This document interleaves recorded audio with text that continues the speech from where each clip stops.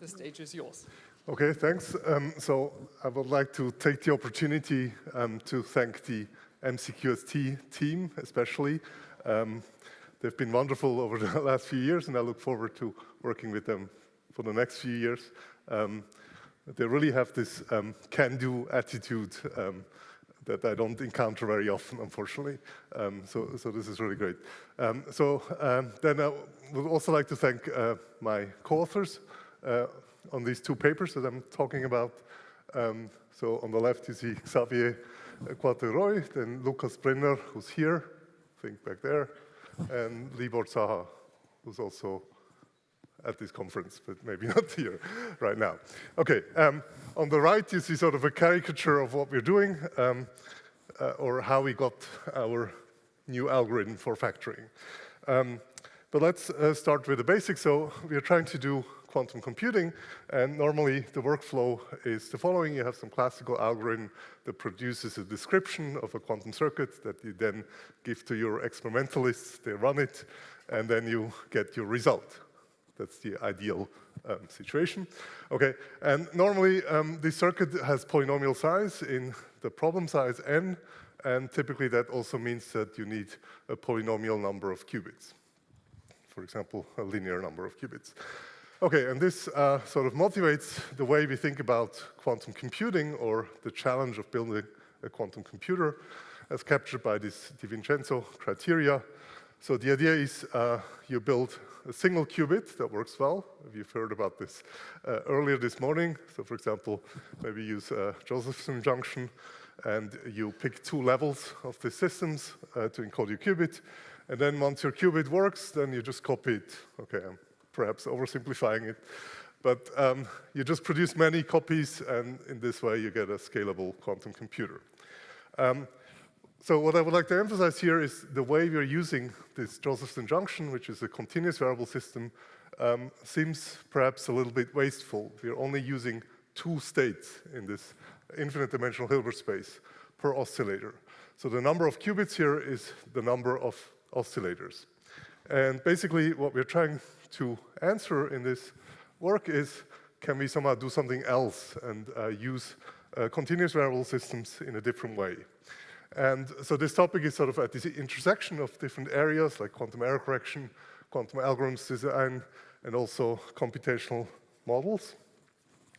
And specifically, I'm going to be talking about this hybrid qubit oscillator system. So I will introduce them, and then I will talk about these two applications we have. Okay, but let me start with the basics. So this is Quantum Mechanics 101. So continuous variable systems, we have n, say, oscillators, and the most basic operations you can consider are these Gaussian operations. So for example, let's assume we can prepare the vacuum state, which is the ground state of the harmonic oscillator Hamiltonian. Then we assume that we have this Gaussian single and two-mode unitaries, beam splitters, phase shifters, and so on. And we will count each such operation as sort of one unit of complexity. Okay? So the cost of such a unitary will be 1.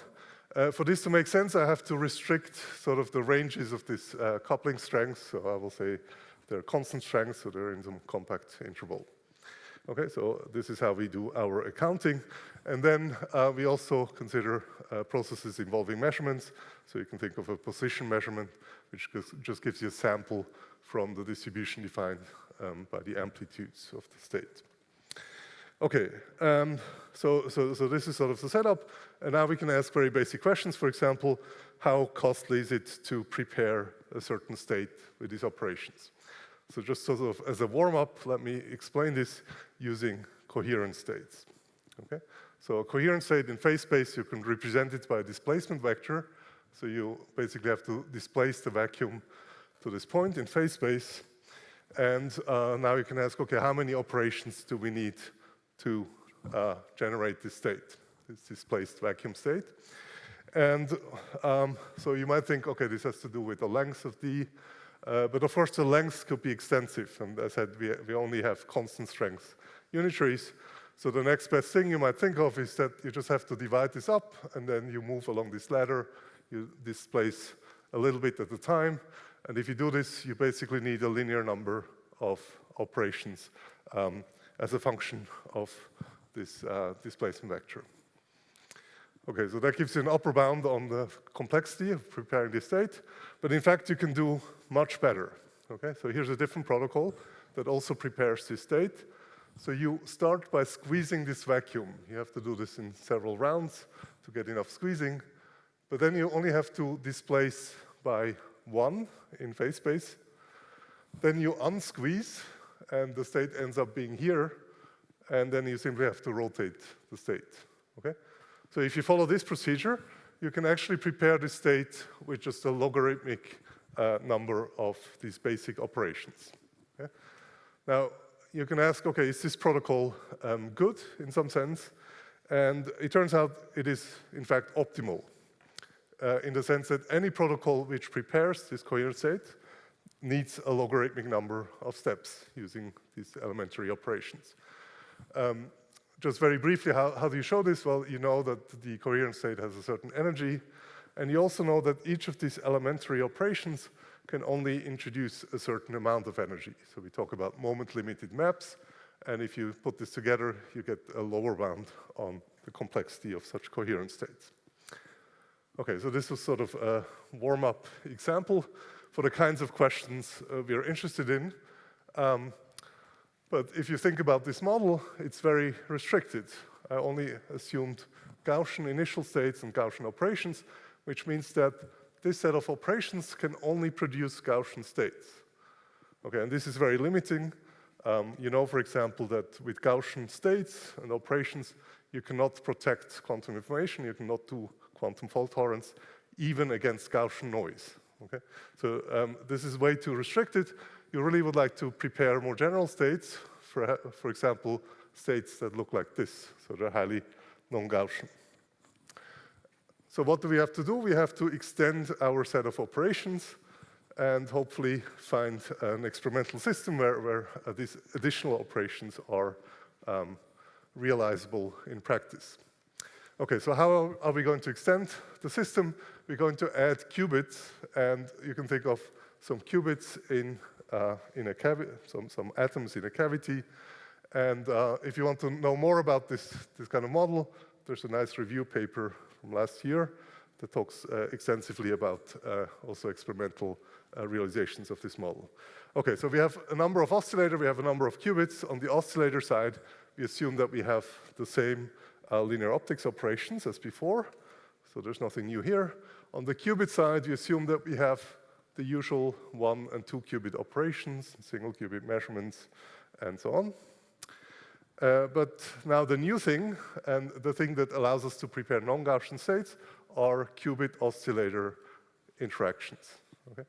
Specifically, the ones I'm going to be using, or that we use, are the following. So we have qubit-controlled displacements. So this is a unitary that is controlled by the qubit, and if the qubit is in the state 1, then we apply a displacement to this bosonic mode. And you can similarly consider qubit-controlled rotations. Here we rotate the qubit in phase space if the qubit is in the state 1. Okay, and these unitaries are generated by such Jaynes-Cummings interactions. So I will now assume that we have these operations available, and again count each such operation as 1 unit of complexity. Okay, so this is this qubit-oscillator model. Okay, so now the first question we had here is how do we prepare these Gottesman-Kitaev-Pascal states? So they're sort of the sort of canonical code in continuous variable systems, and the states look something like this. So they have 2 parameters, kappa and delta, they're called squeezing parameters. And there's a large literature on how to prepare these states, different protocols and so on. But somehow we couldn't find an answer as to how many operations we need in terms of these 2 parameters. Okay, so this is the first thing we wanted to understand here. And we found a protocol that prepares these GKP states with a polynomial error in 1 norm and a logarithmic complexity. So we need logarithmically many operations, and this protocol succeeds with a certain constant success probability. So that's the constructive result. Just very briefly, how does this protocol more or less work? So you start with a vacuum state, and then we have a way of doubling the number of peaks. You keep doubling the number of peaks. And then at the end, you want to make this envelope Gaussian, so we have a Gaussification step which produces this Gaussian envelope. This Gaussian envelope is actually important for our algorithmic considerations. For error correction, this kind of COM states would be sufficient. Okay, now you can again ask, is this protocol good? And it turns out it's optimal.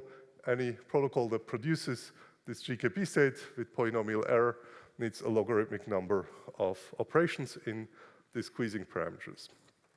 Okay, so this is our result on the preparation of GKP states, and it's actually sort of a building block for our factoring algorithm. Okay, so this brings me to the next topic. So we're wondering what else can we do in this model. And oh yeah, I should also thank Chris here for making us look good. So this picture was taken last week for a Quanta magazine article that is probably appearing soon. The factoring algorithm, before I start discussing this in more detail, I would like to set the stage a little bit and talk about sort of theoretical computer science versus applied computer science in general. Just a very brief remark. So, oh, that's weird. Okay, that's a problem of applied computer science, perhaps. Okay, so if you look at the definition, online, you'll find these different definitions. So on the applied side, we have sort of real-world problems we're trying to solve and so on. But the theoretical computer science aspects, here we perhaps ask more general questions. And very roughly, I would say that in theoretical computer science, we're interested in computation in all its forms. So models of computations that perhaps have no real-world use. Versus here, we're really interested in useful forms of computations. And I'll let you be the judge of where our algorithm fits into this two categories. Okay. But just to be more concrete, so let's talk about factoring. So here, this is something you probably know very well.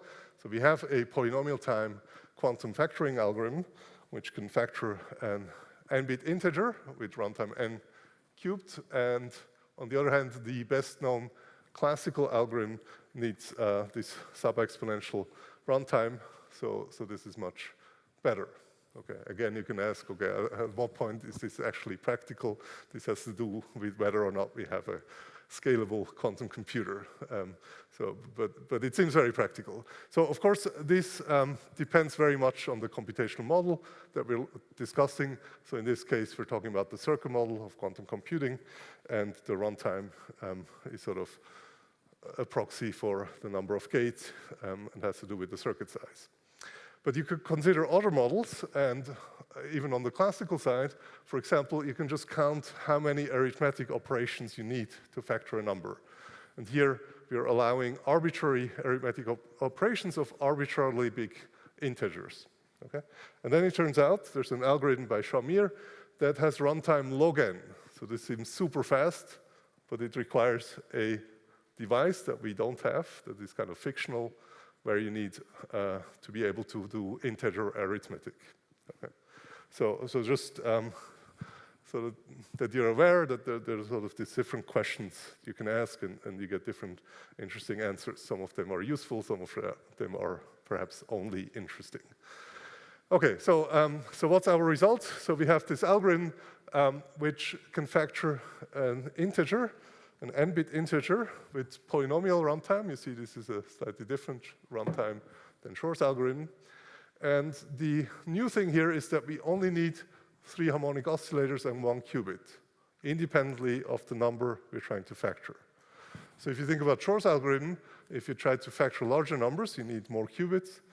In our case, we need this system. The system is fixed. We just need 3 oscillators and 1 qubit. The other properties are similar to Shor's algorithm. This quantum subroutine gives basically a factor of this integer with constant probability. Okay, so let me explain how we get this algorithm. And for this, I will briefly review what we do in Shor's algorithm, because our algorithm is, in a way, derived from Shor's algorithm, even though it's, on some levels, quite different. So what we do here in Shor's algorithm, so the first reduction that is done is to reduce the factoring problem to the problem of finding the period of a function. More precisely, you look at this modular power function, and this turns out to be a periodic function, and we have to figure out what the period is.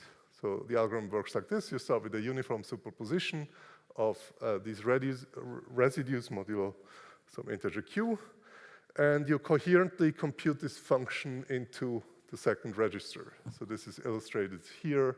The color is sort of the function value, and you see that this is periodic.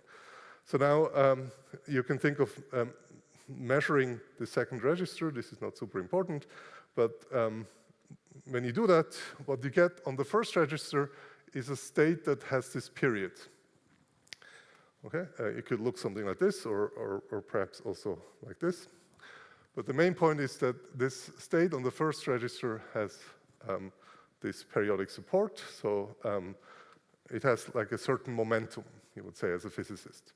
Okay, and the momentum determines the period, so you have to figure out this momentum. How do you figure out what the momentum is? You apply a Fourier transform and you measure. So this is sort of the rough idea of Shor's algorithm. Okay, so how do we get to our algorithm? We replace this ZQ, this finite group, by the real line. This is really the key idea here. Okay, so we look at functions on the real line that are periodic, and we want to figure out the period. Why is this natural in the bosonic context? Well, for one thing, we can do certain arithmetic operations in position space simply using Gaussian unitaries. So for example, if you want to translate, you want to subtract one or add one to this position, you just apply this displacement operator, and so on. You can use beam splitters to do addition and so on. So you have sort of a built-in toolbox for doing real arithmetic, not integer modular arithmetic, but real arithmetic. The next nice thing about oscillators is that you have sort of a built-in Fourier transform. Okay, so if you think about Shor's algorithm, you actually have to write down a circuit which performs this Fourier transform. But for an oscillator, you just measure the momentum. Okay, and effectively, what this is doing is it's applying a Fourier transform and then measuring the position. So you sort of save here. You don't have to implement the Fourier transform as a unitary circuit, but you just do a momentum measurement. Okay, so that's another thing we would like to exploit. But that alone is not enough, because then you only have real arithmetic operations and real Fourier transforms. And somewhere you have to introduce this integer n. So you need modular arithmetic. It turns out there's a context in which we also need modular arithmetic, and that is in quantum error correction. If you think about the syndrome extraction circuit for GKP codes, these circuits basically measure the momentum or the position modulo some integer or some real value n. And you can just use this circuit to achieve this. This circuit is proposed in this original GKP paper. Okay, so if you put this together, we basically get this is sort of the high-level overview of our algorithm. So instead of a uniform superposition of integers, we start with a uniform superposition over all integers, not quite uniform. We use approximate GKP states, which we can generate with our protocol. Then we cannot compute this modular power. Instead, we compute what we call a pseudo-modular power. This can be done with real arithmetic. Then, as I said, instead of the Fourier transform and measurement, we just use a momentum measurement. And to get modular arithmetic, we use this syndrome extraction circuit, and in the end, you get an algorithm with runtime n squared. Okay, so perhaps just a brief summary of this. So the main idea here is that we use position encoding of real numbers in an oscillator. And this brings me to one of the main drawbacks if you want to use this algorithm in practice. This algorithm needs a lot of energy, okay? And a galactic amount of energy, okay? Since this word was already used today. Okay, so we're currently working on addressing this, and the basic idea is to use more oscillators and sort of trade off squeezing versus the number of oscillators. Related to that, I mean, the most technical part of this work is really analyzing this approximate GKP states and so on, and you have to figure out what parameters you actually need for the squeezing as a function of the number you're trying to factor.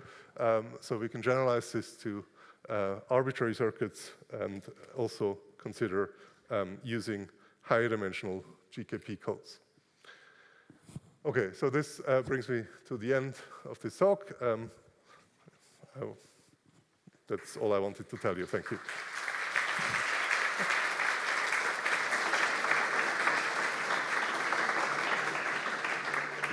Thanks, Robert, for this inspiring talk. Are there questions or suggestions by experimentalists? Whoops, I'm, you know. Yes, thank you very much. My first question would have been how far up on the oscillator quantum states you would have to go, yeah, maybe how this scales with the size of your number, but this was already your answer, I guess, yeah? Yes, yes, so it's extensive. Galactically high, yeah? Yeah. Yes, yes. Now, my second question is, which resolution on those states do you actually need to be successful? Mm-hmm. So the resolution basically is of the same order. I mean, you increase this energy, and this, the energy has to depend on the number you're trying to factor, and obviously you also have to be able to resolve that number on the real line. So it's actually kind of the same question at some level. So you don't need individual state resolution, or do you? It translates into this parameters kappa and delta for that determine the width, and obviously you have to resolve individual peaks here. Meaning individual oscillator states. I mean, so this GKP state is basically a superposition of many Gaussian states localized on, say, on these integers, and you have to be able to distinguish these individual, local maxima. Okay, but this is something we analyze. So we have quantitative bounds that I haven't shown you. They don't look as good, but we understand sort of the scaling. Okay, thank you. So any more questions? Anybody catching?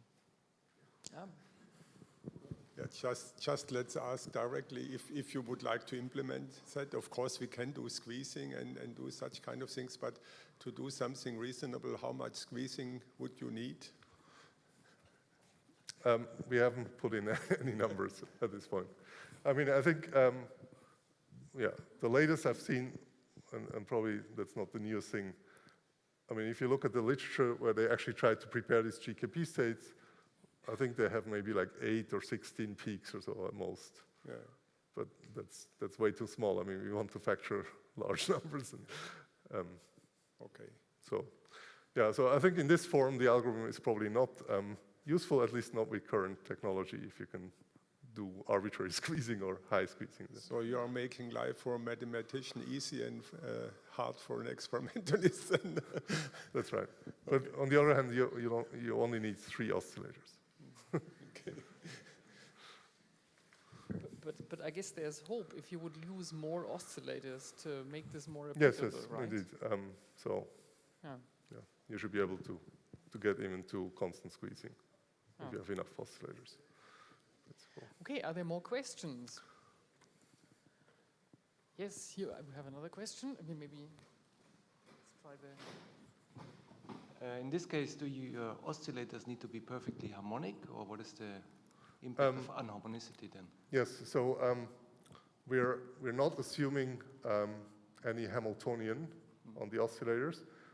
We're just assuming that we can do certain unitaries, and these unitaries are basically linear optics plus this qubit-controlled unitaries.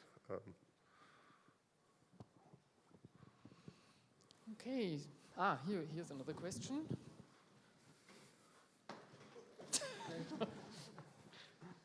Thanks. Coming back to this energy cost problem, I guess, so you only need 3 oscillators and a qubit, but I guess depending on the number you're trying to factor, you need, let's say, the first k oscillator states. In principle, they're infinite, but you could say I truncate at k. Then how would this k depend on the number that you're trying to factor? So I guess, yeah, the short answer that you should be able to translate into whatever language you like most is that our algorithm uses a polynomial-sized circuit in log of that number. Okay, and the circuit has sort of single-mode squeezing in it with constant strength. Okay, so just think of applying a single-mode squeezer log big N times.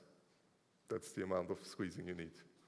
Okay, and the problem, of course, is that squeezing is sort of multiplicative. Okay, thanks. All right. If I don't see any more questions, then let us thank Robert again.